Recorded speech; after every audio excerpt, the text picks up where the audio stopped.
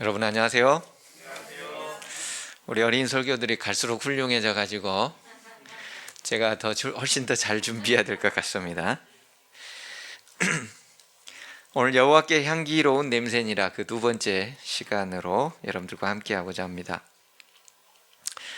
우리 다 함께 레위기 2장 1절로부터 2절에 있는 말씀을 함께 읽도록 하겠습니다. 우리 성경 말씀 레위기 2장 1절로부터 2절에 있는 말씀입니다.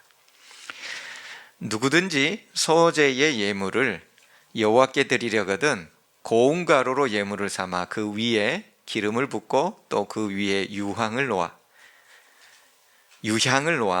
아론의 자손 제사장들에게로 가져갈 것이요 제사장은 그 고운 가루 한 웅큼과 기름과 그 모든 유향을 가져다가 기념물로 제단 위에서 불사를 지니 이는 화제라 여호와께 향기로운 냄새니라. 레위기서를 지난 2월부터 저희들이 배우고 있습니다. 레위기 총 주제는 뭐라고 그랬습니까? 제사라고 제가 얘기한 게 아니었고 거룩이라고 얘기를 했습니다. 레위기서의 내용이 제사를 언급하지만 그 핵심 주제는 거룩이에요. 거룩하신 하나님께 당신의 백성들이 나아갈 수 있는 방법은 거룩해지지 않으면 나가지를 못하는 거예요. 그래서 거룩의 속성은 주변을 함께 거룩하게 만들어버리는 속성이 있기 때문에 죄가 옆에 오면 그 죄를 불로 소멸시켜서 그 주변을 거룩하게 만들어버리는 것입니다. 하나님의 백성이 하나님께 나아갈 수가 없는 거죠, 죄의 상태에서는. 그래서 하나님의 백성들이 하나님과 친밀한 교제를 할 수 있도록 거룩한 백성이 되라고 기록해 놓은 책이 레위기서입니다. 그래서 레위기서는 한마디로 거룩이에요. 거룩한 백성이 되기 위한 그런 과정들을 기록해 놨다고 했습니다. 지난 안식일에는 번제에 대해서 생각해 보았고요. 지난 화요일 저녁에는 우리가 소제에 대해서 생각해 보았습니다. 그렇다면 우리는 이렇게 이미 수천 년 전의 제사가 오늘 나와 무슨 상관이 있냐 말이에요. 특별히 예수님께서 2000년 전에 이 땅에 내려오셨을 때 이 특별히 레위기서에 기록되어 있는 그 의문의 제사, 이런 모든 것들은 이미 다 완성하셨어요. 그 완성된 제사가 도대체 예수님이 하늘로 승천하신 이후 십자가에 달려 돌아가시고 그 모든 것들을 이룩하시고 승천하신 이후 근 2000년이 되어가는 오늘날 나와는 무슨 관계가 있느냐는 것입니다. 이 질문에 대하여 사도 바울은 이렇게 우리에게 답변을 주고 있습니다. 로마서 12장 1절입니다. 그러므로 형제들아 내가 하나님의 모든 자비하심으로 너희를 권하노니 너희 몸을 하나님이 기뻐하시는 거룩한 산 제물로 드리라. 이는 너희가 드릴 영적 예배니라. 예전 개역 한글 번역판은 산 제물로 드리라라는 말을 산 제사로 드리라라고 표현해 놨습니다. 제물이나 제사나 우리는 동일한 의미가 있는데 이 말이 결국은 레위기에 나와 있는 레위기 1, 2, 3, 4, 5장에 나와 있는 번제나 소제나 화목제, 속건제, 속죄제에 관련된 그 제물, 그 제사를 일컫고 있다는 것을 알 수가 있고, 그리고 그 제사가 결국 우리가 드려야 될 영적 제사를 나타내주고 있다라는 말로 사도 바울은 레위기서를 해석해주고 있습니다. 쉽게 말해서 3500년 전에 시내산에서 하나님께서 모세를 통하여 주셨던 레위기의 제사법을 바라보고 그것을 통하여 우리의 예배를 찾아내라는 것입니다. 오늘 우리는 이 제사 제도였던 레위기서를 보면서 오늘 우리의 삶에서 도대체 어떠한 영적 예배로 나아가야 될 것인지 그 부분에 대하여 몇 가지 생각해 보고자 합니다. 그래서 레위기의 제사법은 오늘 현 시대를 살아가는 예배법이기도 합니다. 예배라는 말은요, 예도 예자에 절 배자를 사용합니다. 즉 말해서 예의를 갖추어서 절을 하는 것을 예배라고 합니다. 한자 표시가요. 자, 그런데 우리가 명절 때 보통 새해 이 설날이 되면은 어른들에게 뭘 합니까? 세배를 합니다. 그 배자가 똑같은 배자입니다. 예배와 세배의 배자는 똑같은 배자예요. 자, 그러면 우리가 세배할 때, 어른들에게 세배할 때 할아버지 안녕하세요 라고 목례만 합니까? 대충? 아니면 어떻게 하죠? 절을 어떻게 해요? 절도 다 절이잖아요. 하이도 절입니다. 안녕, 이거 절이에요. 큰 절을 하죠. 어떻게 큰 절을 해요? 두 손을 모으고 허리를 굽히고 무릎을 꿇고 바닥에 바짝 엎드려서 절을 합니다. 이게 배자입니다.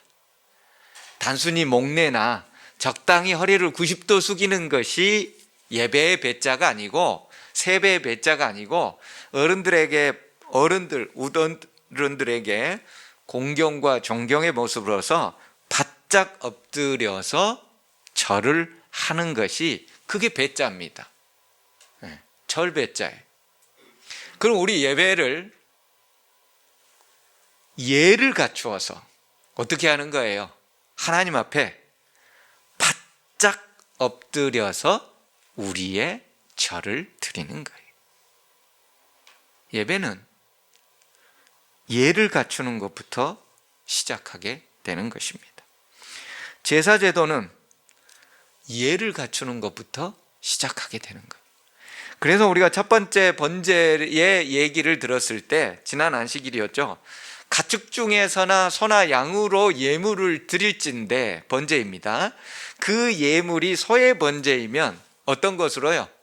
흠 없는 것으로. 이 흠 없다는 표현이 제사제도에서는 흠 없는 것을 고르라는 표현이지만 오늘날 우리의 삶 가운데에서 예배를 흠 없이 드린다는 말은 도대체 무슨 말일까요? 여러분, 흠 없는 이 양을 고르기 위해서는 예배 보는 날 제사지례로 가는 그날 아침에 흠 없는 걸 하나 대충 고를까요? 여러분, 겉모습은 멀쩡해도 그 안에 어떤 병이 있을 수도 있는 것입니다. 지난 안식일에도 설명했지만은 양을 예루살렘 바로 옆에 사는 사람들은 30분이나 1시간 걸어서 성전에 가서 양을 잡을 수가 있어요. 하지만 저 위에 꼭대기에 단지파라든지 아니면 요단 동편에 사는 사람들은 양을, 흠없는 양을 찾아가지고 걸어오는 기간이 보통 몇 일 걸린다고 그랬어요? 3일 이상 걸리는 거예요. 근데 가지고 왔더니 나도 알지 못했던 감기에 걸려서 양이 콜록콜록한다. 여러분, 동물들도 감기 걸립니까? 네, 걸립니다. 그러면은 3일길 왔는데 어떻게 되는 거예요? 되돌아가야 되는 거예요. 흠 없는 것을 갖춘다는 것은 미리 일주일 전에 찾아내고 골라서 그것을 면밀히 며칠 동안 살펴야 되는 과정이 필요한 거예요. 그렇지 않고서는 오는 도중에 감기나 기타 질병들이 바이러스나 이런 것들이 발현되게 되면은 다시 가야 돼요. 제사를 드릴 수가 없어요. 예배를 드릴 수가 없는 것입니다. 그 예배는 무효예요. 드려지는 제사가 무효가 되지 않기 위해서는 흠없는 것을 반드시 시간을 내어서 고르고 준비하는 그 과정이 반드시 필요하다는 것입니다.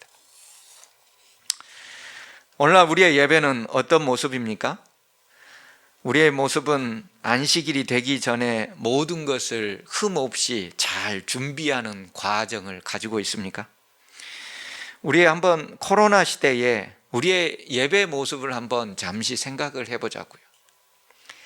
우리가 교회를 오기 위해서는 아침에 일찍 일어나고 준비의 과정을 갖습니다. 하지만 저도 작년 2월 2월 말에 우리가 교회에서 예배도 없고, 그리고 예배의 설교 영상도 금요일날 미리 다 찍어가지고 우리 신승근 집사님한테 보내서 편집의 과정을 거쳐서 다 해놓는 거예요. 안식일에 목사가 설교할 일도 없는 거예요. 제가 해놓은 설교 집에서 애들하고 시청하면 돼요. 2주 했는데 양복은 고사하고 세수도 잘 안 하고 앉아있더라고요. 세수도 잘 안 하고 앉아있어요. 여러분, 이게 저의 모습이더라고요. 세수도 안 하고 그 잠옷 차림으로 앉아서 그 영상에서, 그러면서 곰곰이 생각되는 거예요.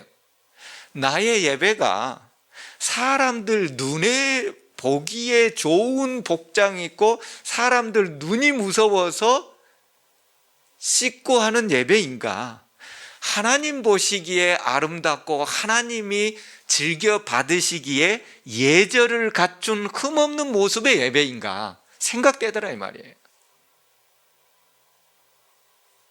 오늘 여러분 집에서 예배 드리고 있는 분들 어떻게 예배를 드리세요? 물론 여기에 왔다고 해서 우리의 마음이 사람들 눈에 띄니까 이렇게 하는 건지, 아니면 하나님 보시기에 예의를 갖춰서 진정 주님의 말씀에 바짝 순종하기 위하여 이 자리에 부복하기 위하여 왔는지, 그리고 그 과정들을 우리가 고민을 해봐야 되는 거예요. 3500년 전의 제사 제도가 오늘 나의 삶과 어떤 연관성이 있는지 우리는 곰곰이 생각해 봐야 되는 것입니다. 비록 집에서 드리는 예배라도 미리 일어나고 잘 준비하여 복장도 마음도 준비가 된 예배와 비몽사몽간에 누군가 깨워서 겨우 나와 졸면서 있는 예배와 하나님께서 어떤 것을 흠양하시고 향기로운 냄새가 될 수 있을 것인지, 여호와께서 기뻐하시는 예배가 어떤 것이 될 수 있을 것인지 우리가 생각해 볼 수가 있어요. 물론 예배를 전혀 드리지 않고 잠이나 쿨쿨 자는 것보다는 비몽사몽간이라도 깨어있는 게 낫고, 부족하더라도 이 자리에 앉아있는 것이 훨씬 낫습니다. 그럼 100번 낫습니다.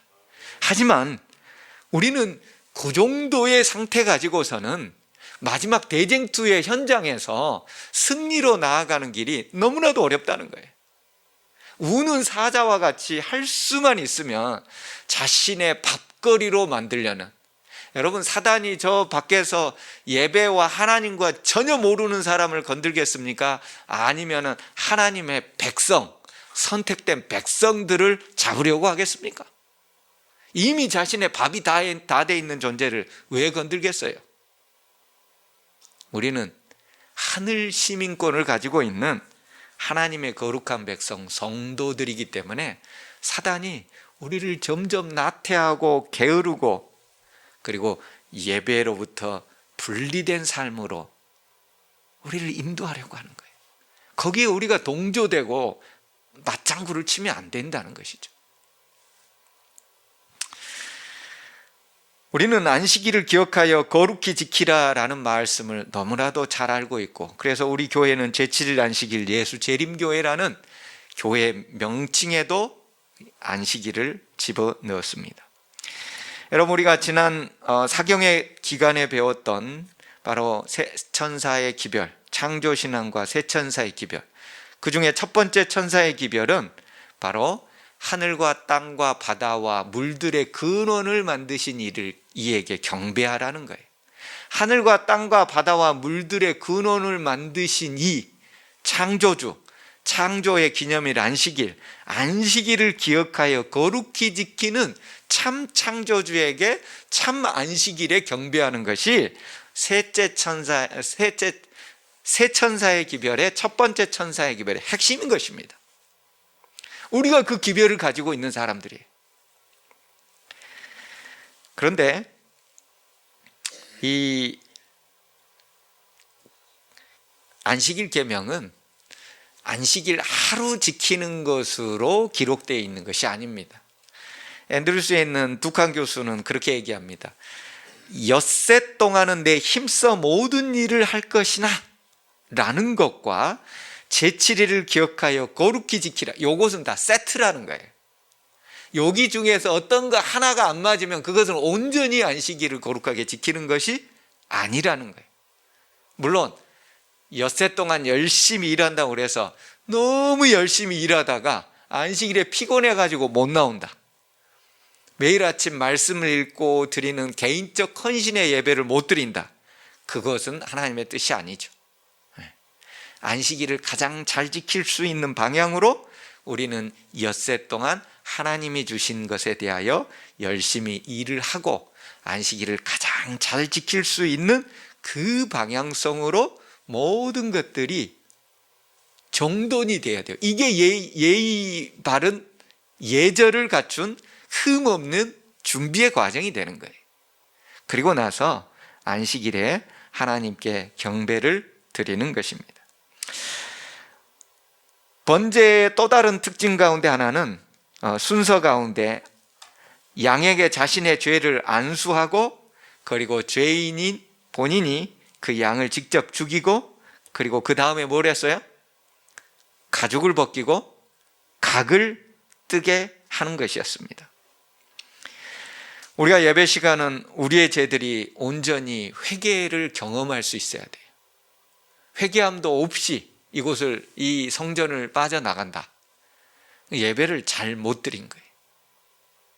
우리 하나님 앞에 번제를 드리는 예배라는 것은 우리의 모든 죄들이 하나님 앞에서 말씀을 통해서 다 씻음을 받아야 돼요. 내 자아가 바로 죽는 것입니다.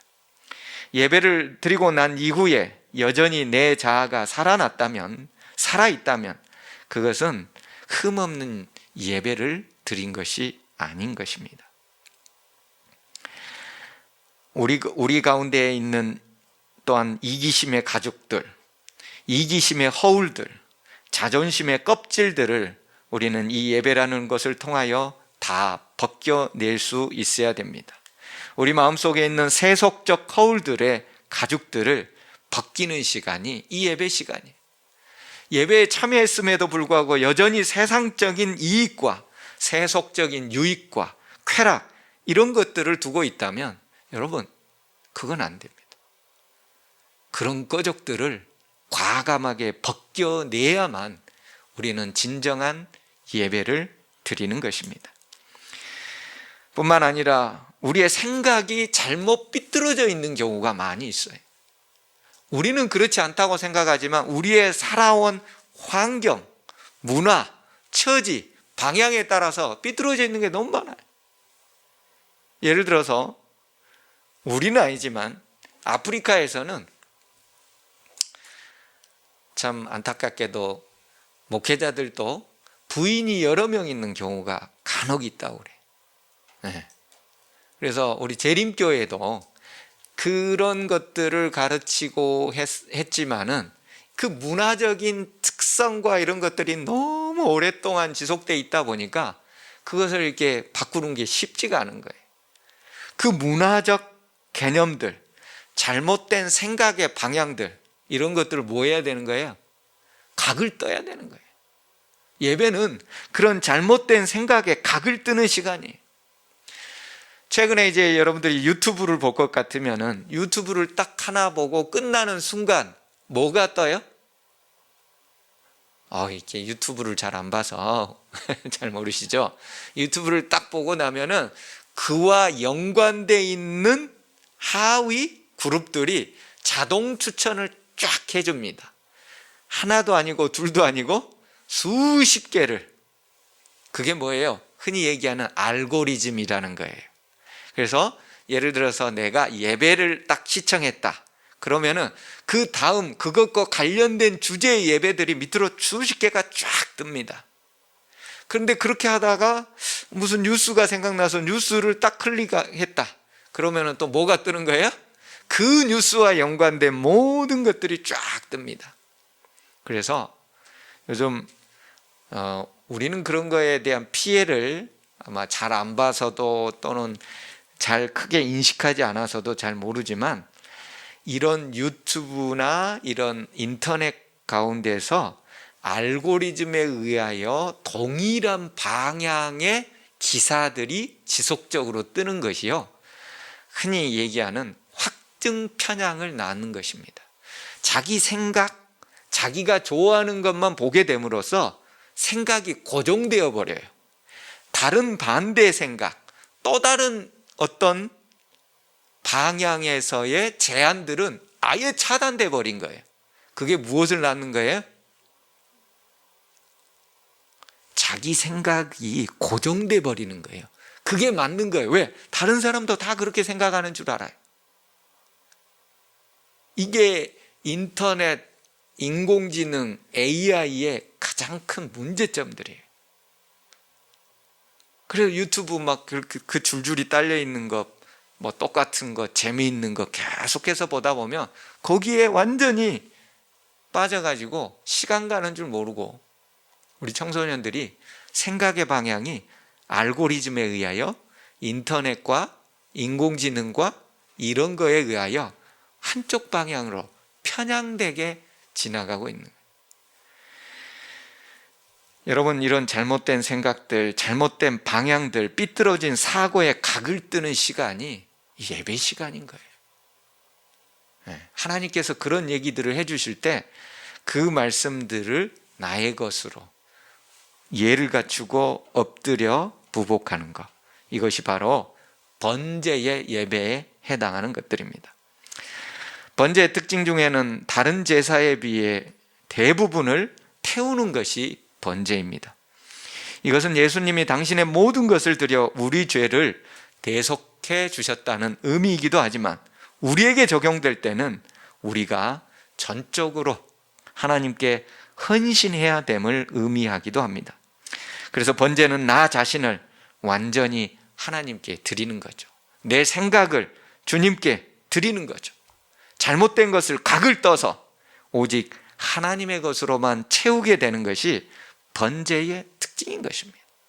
그래서 그것이 그렇게 되어 드려졌을 때 여호와께 향기로운 냄새요, 여호와께서 기뻐하시는 제사요, 살아있는 영적 예배가 되는 것입니다. 두 번째 제사로 우리는 소제라는 것을 배웠습니다. 오늘 본문에서도 제가 읽었죠. 누구든지 소제 예물을 여호와께 드리려거든 무엇으로요? 고운 가루로요. 고운 가루로 하나님께 예물을 드리라고, 제사를 드리라고 성경은 기록해 놓고 있습니다. 하나님의 명령이죠. 고운 가루로 드린다는 것은 우리가 지난 화요일 시간에 얘기를 했었죠. 그리스도의 생애, 극기와 고난 가운데에 고운 가루처럼 봉사하셨던 헌신된 생애를 바로 고운 가루라고 했어요. 죄인들을 향한 끊임없는 봉사, 바로 예수 그리스도의 이런 봉사가 고운 가루였습니다. 우리의 삶에 적용할 때는 고운 가루가 바로 하나님과 이웃을 위해 봉사하는 것이었습니다. 여러분, 고운 가루는 그냥 얻어지는 것이 아닙니다. 그 옛날에는 오늘날과 같은 좋은 기계가 없었어요. 그래서 보통 그 돌로 되어 있는 맷돌을 가지고서 돌려가지고 그 가루를 냈는데, 여러분 적당히 6바퀴나 뭐 7바퀴 돌려서 고운 가루는 절대 얻을 수가 없습니다. 어떻게 해야 돼요? 수십 번, 수백 번을 돌리는 거예요. 그리고 나서 그것을 뜰채로 뜨는 거예요. 왜요? 거친 것을 없애기 위해서. 하나님께서는 분명하게 명령했습니다. 반드시 고운 가루로 드리라고. 우리의 예배가, 우리의 봉사가 거칠어진 것이 없어야 돼. 우리의 봉사로 인해 다른 사람들에게 거칠게 해가지고 상처를 주면 안 되는 거예요.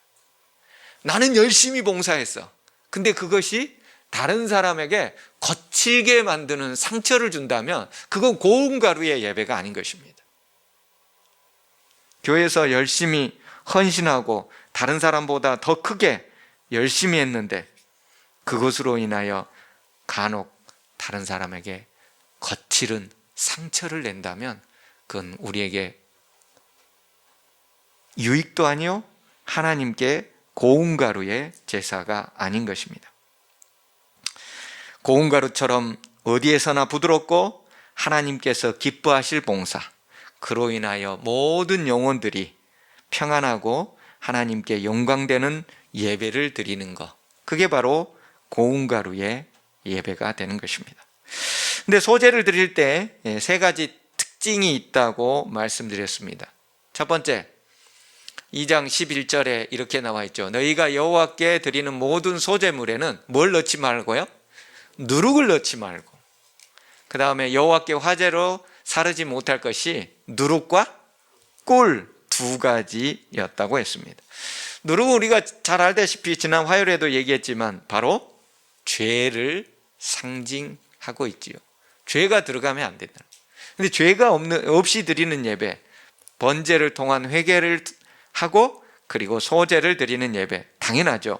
근데 마태복음 16장에서는 우리 예수님께서 누룩에 대하여 16장 6절에서 이렇게 얘기하고 있습니다. 바리새인과 사두개인의 누룩을 주의하라. 바리새인과 사두개인의 누룩이 뭘까요?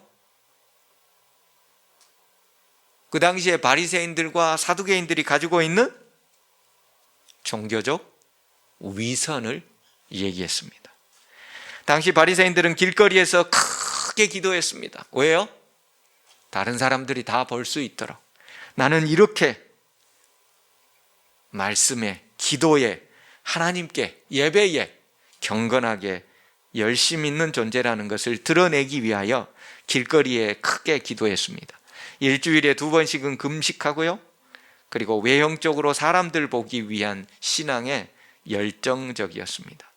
안식일에 관한 계명들도 수십 수백 가지로 나누어 가지고 오늘날의 엘리베이터도 번호를 누르지 않고 옆집에 전화하는 것은 가능한데 에어컨은 끄거나 틀면은 안 되는 그런 이상한 조항까지 만들어 놓은 것이 바로 바리새인들의 외형적인 모습이었어요. 바리새인들의 누룩이었어요. 그들은 경건의 모양은 갖춘다고 하였지만 경건의 능력이 없는 자들이었습니다. 하나님은 신령과 진정으로 드리는 예배를 기뻐 받으십니다. 누룩은 또한 빵을 부풀리죠. 부풀리는 것. 자신이 한 것을 부풀려 드러내려고 하는 속성을 의미하는 것입니다. 우리도 어떤 일을 하고 나서 부풀려 말하는 것은 없는지 살펴봐야 됩니다. 하나님께 하는 봉사, 사람들이 알아주기를 기대하면서 하고 있지는 않는지, 혹시 목사의 칭찬이 없으면 2번 다시 하고 싶지는 않은지, 장로님이 치하해주고 특별히 전화해서 말해주지 않으면 다시는 그곳에 있고 싶지 않은지 우리는 깊이 생각해 봐야 돼요. 우리의 예배가 하나님이 기뻐하시기 위한 예배인가? 사람들 눈에 보이기 위한 예배인가? 누룩을 조심하라는 말은 바로 그런 것을 의미하는 것입니다.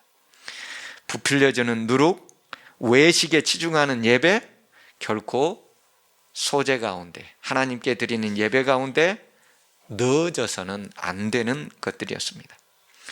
하나님께서는 2번째로 꿀을 넣지 말라고 했습니다. 꿀은 쾌락을 의미한다고 그랬죠. 당시에 설탕이 없는 시대에 보통 당도를 내기 위해서는 꿀이 가장 좋은 것이었고요. 그 다음에 2번째로 과일즙이었다고 합니다. 그래서 여기에서 나오는 이 꿀은 실제 천연꿀을 의미하기도 하고 과일즙을 의미하는 그런 당도를 나타내주고 있는 것입니다. 근데 성경에서 이 꿀이나 이런 어떤 당도를 내는 것들은 알코올 발효를 일으키는 경우가 많습니다. 우리가 포도즙도 오랫동안 이렇게 공기를 쐬게 되면은 뭘로 변해 있어요? 술로 변해 있어요. 아주 미세한 공기만 들어간다 할지라도 술로 변해 있어요. 알코올 발효가 되어버리는 것이죠. 특별히 잠언 5장 3절에서는 꿀이 부정적인 의미로 사용됐는데, 대저 음녀의 입술은 꿀을 떨어뜨리며, 즉 음녀라는 표현을 통하여 어떤 쾌락, 꿀이라는 것이 쾌락으로 가는, 그리고 사람을 변질시켜버리는, 그리고 알코올 발효를 통하여 제정신을 가지고 하나님께 예배드려야 할 존재가 제정신을 잃어버리는 그런 것을 할 때에 이 꿀을 넣지 말라고 표현한 것입니다. 우리는 하나님의 백성은 죄악에 민감해야 됩니다. 뿐만 아니라 나의 유쾌함, 더 나아가서 쾌락을 우리는 경계하고 살아야 됩니다. 하나님보다 더 많은 시간을 빼앗아가는 어떤 것이 있다면 그것은 모두 다 우상이자 우리 그 모든 것들은 예배에 합당한 삶의 모습들이 아닌 것이죠.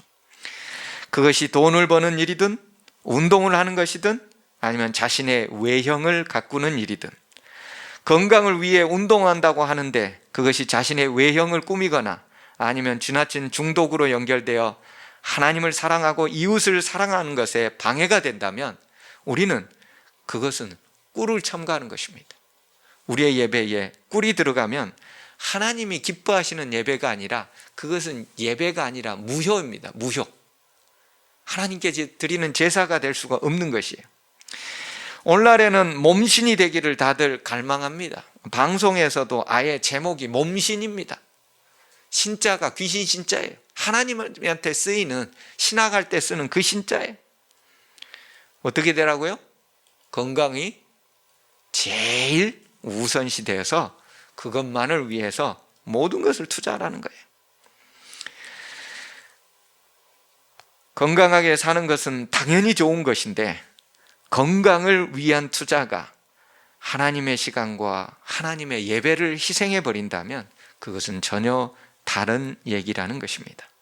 욜로족, 인생은 한 번뿐이니 다시 오지 않을 인생을 마음껏 즐기라고 세상은, 그리고 방송은 우리에게 강력하게 주장합니다. 내가 열심히 돈을 벌었으니 내가 하고 싶은 것들을 내가 건강하게 살아있는 시간에 열심히 즐기며 살아가는 것, 이것이 행복이라는 거예요. 그렇게 살 때에 우리는 소소하지만 확실한 행복을 챙길 수 있다고 소확행이라는 것으로 세상은 소개하고 그렇게 살기를 종용하는 것입니다. 하지만 그것 자체가 당장은 죄가 아닐지라도 언제든지 사단은 그것을 우리의 거룩과 우리의 운명을 파멸로 이끌어버릴 징검다리로 활용하고 있다는 것을 우리는 반드시 기억해야 됩니다. 뿐만 아니라 꿀은 미화시키는 것을 의미합니다. 자신이 하나님께 드리는 헌금, 자신이 교회에서 하는 헌신, 봉사, 이런 것들을 미화하려고 하지 말라는 것입니다. 이것과 연관돼서 이혜인 수녀님이 한 얘기를 제가 방송에서 듣게 되었습니다. 물론 우리 삼패동교회와는 전혀 상관이 없습니다. 하지만 생각해 볼 거리가 하나 있기에 제가 굳이 소개를 합니다. 이혜인 수녀님이 개신교 목회자들과 여러 가지 교류를 하다가 개신교 목사님 중에 한 분이 그분에게 혹시 개신교에 대하여 뭔가 좀 이렇게 얘기해 줄 어떤 충고나 그런 것들이 있는가라고 해서 물었습니다. 그때 이혜인 수녀님이 개신교 목사님들은 이 신부님들보다 훨씬 성경을 깊이 또 많이 공부해 가지고 말씀의 깊이가 좋고 참 좋다는 거예요. 근데 본인이 한 가지 아직도 개신교 예배에서 감동이 별로 없는 한 부분이 있는데 그것은 찬양하는 것이라는 거예요. 개신교 찬양대는 하나님께 올리는 찬양인지 아니면 사람들이 들으라는 찬양인지 알 수가 없다는 것이었습니다. 하나님의 말씀이 선포되고 예배가 드려지는 그 거룩한 장소에서 자신들의 성악적 기량을 마음껏 드러내므로 사람들로 하여금 그의 기량과 기교와 기술에 감탄하게 하는 것이 개신교의 찬양이 되는 경우가 많다는 거예요.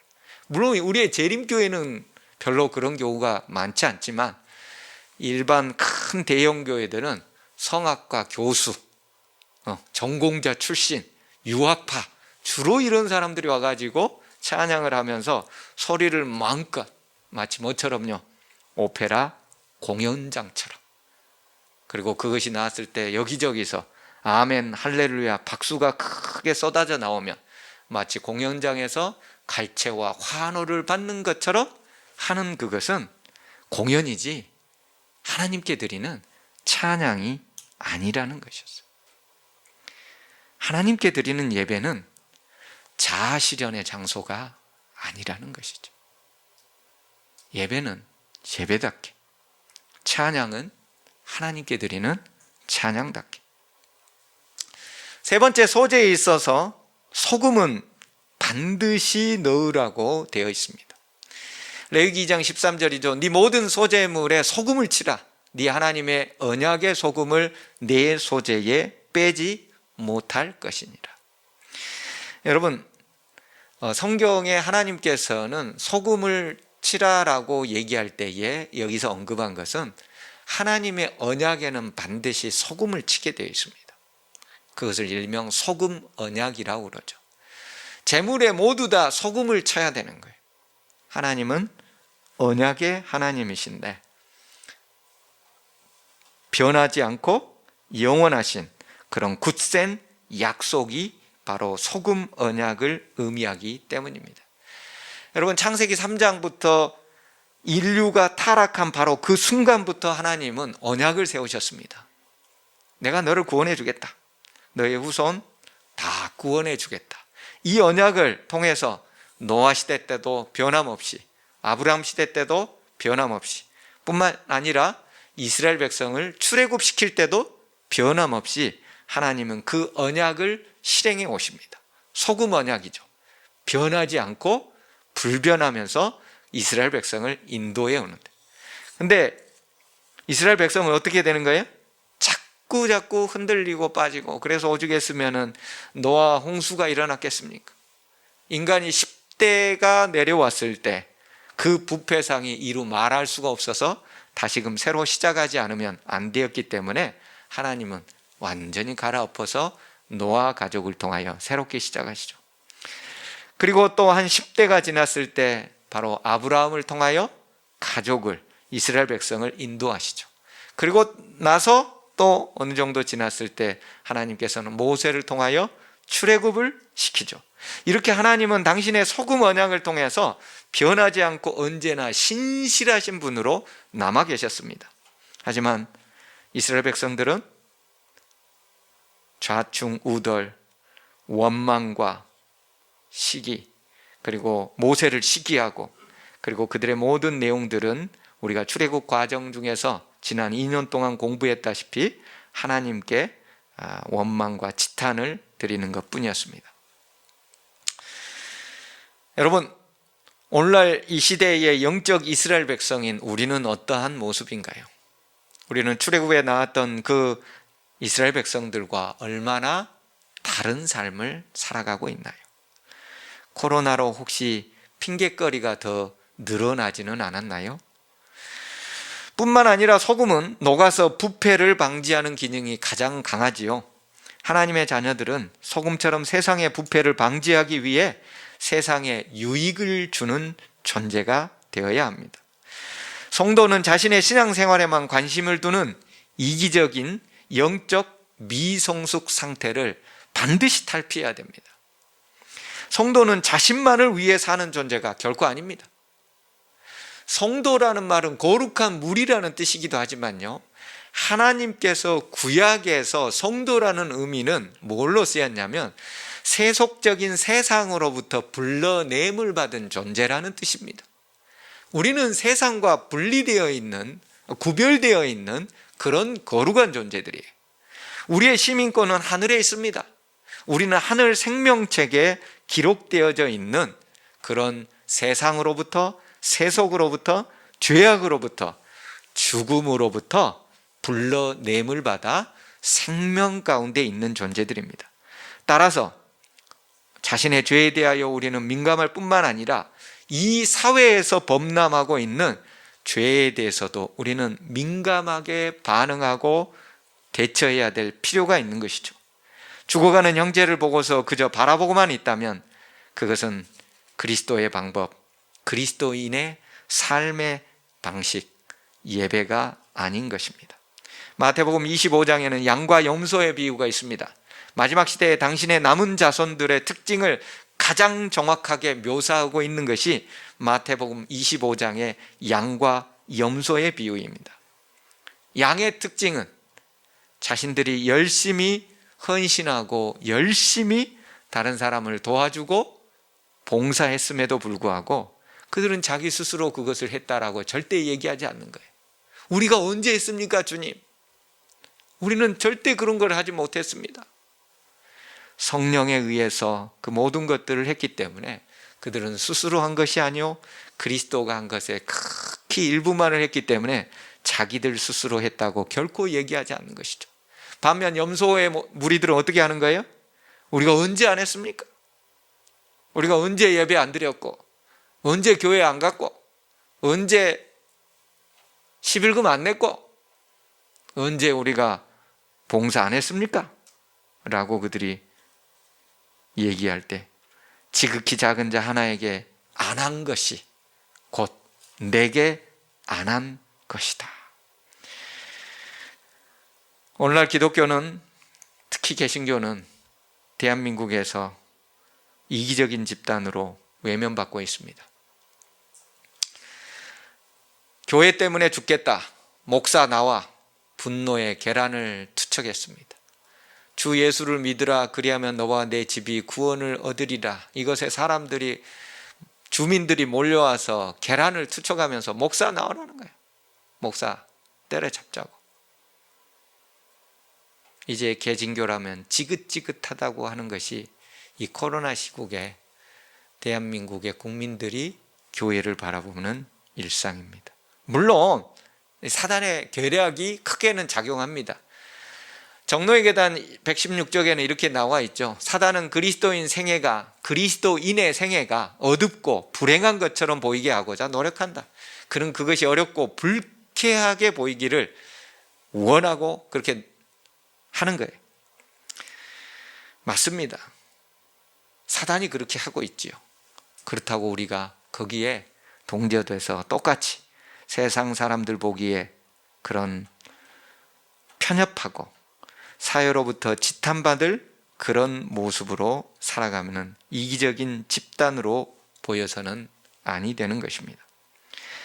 초기 성경에 나오는 기독교나 조선의 초기 선교사들이 1800년 후반에 왔었던 모습은 전혀 그러지 않았습니다. 자신을 희생하고 심지어 자신의 가족을 희생하고 자신들의 목숨까지도 다 내놓고 이 못 사는 땅에 와서 약자들을 사랑하고 위로했습니다. 관리들은 부패하고 무능했던 시절, 국가가 제대로 작동되지 않았던 그 시절, 교회와 선교사들 그리고 그리스도인들은 지극히 작은 자들의 안식처와 희망이 되어 주었습니다. 세상은 이제 돌아가는 모든 것들이 마지막 때임을 암시해 주고 있습니다.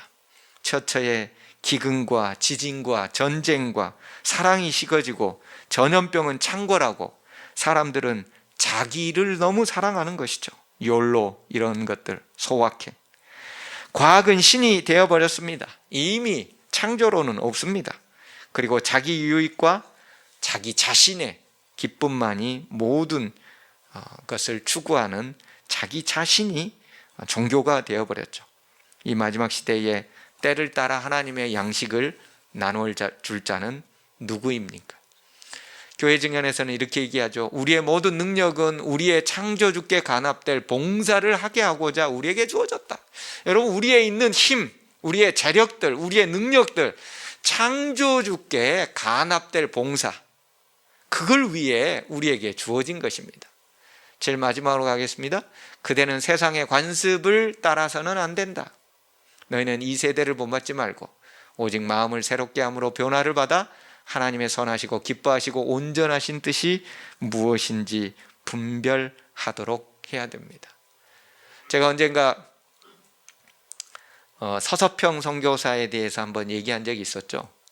보리밥과 된장국을 먹으며 한복에 남자 고무신을 신고 살았던 서서평 선교사, 엘리자베스 셰핑이죠. 이 사람이 죽을 때 그가 남은 것은 담요 반 쪼가리 그리고 쌀 몇 컵이 전부였습니다. 담요는 가난한 거지에게 절반을 찢어 주었고요. 그리고 쌀은 어쩌다가 남아 있었습니다. 왜냐하면 이분의 죽은 사인이 죽은 이유가 영양실조였습니다. 가난하고 없고 과부와 거지들을 위하여 자기가 가진 모든 것들을 다 줬기 때문에 영양실조로 죽었어요. 이게 초기 선교사들입니다. 뿐만 아닙니다. 이게 루비 캔드릭이라는 말 제가 예전에 기도의 시간에 한번 읽어드렸었죠. 지금으로부터 113년 전 1908년 여름 한국에 온 지 9개월밖에 되지 않았던 25세의 젊은 여 선교사가 사실은 죽음을 맞이합니다. 한국에 온 지 9개월밖에 안 됐는데요. 그녀는 죽기 바로 직전에 부모님께 이런 편지를 써 보냈던 게 나중에 선교사 단체를 통하여 이제 개봉이 되었습니다. 한쪽에선 탄압이 심해지고 예수를 영접한 지 일주일도 안 된 서너 명이 끌려가 순교했고 토마스 선교사와 제임스 선교사도 순교했습니다. 선교본부에서는 철수하라고 생명을 부지하는 게 목적이라고 지시가 있었지만 대부분의 선교사들은 전도한 조선인들과 아직도 숨어서 예배를 드리고 있습니다. 그들 모두가 순교할 작정인가 봅니다. 아버지 어머니, 어쩌면 이 편지가 마지막일 수 있습니다. 제가 이곳에 오기 전 뒤뜰에 심었던 한 알의 씨앗이 내년이면 꽃으로 활짝 피겠죠. 그리고 또 다른 씨앗을 만들어 내겠죠. 저는 이곳에서 작은 씨앗이 되기로 결심했습니다. 제가 씨앗이 되어 이 땅에 묻히고 하나님의 시간이 되면 아마 조선 땅에 많은 꽃들이 피고 이곳 사람들도 여러 나라에서 씨앗이 될 것입니다. 저는 이 땅에 저의 심장을 묻겠습니다. 25살밖에 되지 않은 젊은 여 선교사가 고국에서의 평안하고 잘 먹고 잘 살 수 있는 대학을 나와 모든 것을 다 할 수 있는, 여러분 2800년대 후반에 대학을 나왔다는 것은 그 당시에 간호학과나 의사나 이렇게 됐다는 것은 막대한 부와 평강을 보장받는 것 아닙니까? 오늘날 2010년도 이후에도 미국의 대학 진학률은 26%입니다. 100년 전에 대학을 다녔어요. 그런 사람이 내가 만약 1000개의 목숨이 있다면 그걸 모두 다 조선 사람, 한국 사람들에게 다 주기를 원한다고 그가 평소에 했던 말을 지금 양화진 묘비에 기록되어져 있습니다. 이들은 남의 나라 조선에서 가난과 질병과 권력의 압제로 죽어가는 지극히 작은 자들을 위해 자신의 번제를 드렸습니다. 하나도 빠짐없이 목숨까지. 누룩과 꿀을 넣지 않으면 물론이요 소금을 넣어 고운 가루의 소제를 통해 그들은 완전히 하나님께 드렸습니다. 하나님의 기뻐하시는 제사, 여호와께 향기로운 제사, 이제 세상의 마지막 종소리가 거의 우리의 귓가에 들려오는 이때에 우리도 그런 제사를 이제 마땅히 드려야 되지 않겠습니까? 기도하겠습니다. 하나님, 3500년 전의 제사가 오늘 우리의 삶에 예배로 거듭날 수 있도록 인도하여 주시옵소서. 저희들 비록 부족하고 연약합니다. 주님, 저희들 잘못된 생각에 각을 뜨는 사람이 되게 도와주시고 세속적 쾌락과 이 모든 것들을 다 내려놓고 예수 그리스도께서 고운 가루로 봉사하시고 자신을 온전히 번제로 드려서 우리의 생명을 구원하셨듯이 우리 또한 고운 가루가 되어서 때를 따라 양식을 나눠줄 줄 아는 이 시대의 남은 자손 되도록 도와주시옵소서. 예수님 이름으로 간절히 기도합니다. 아멘.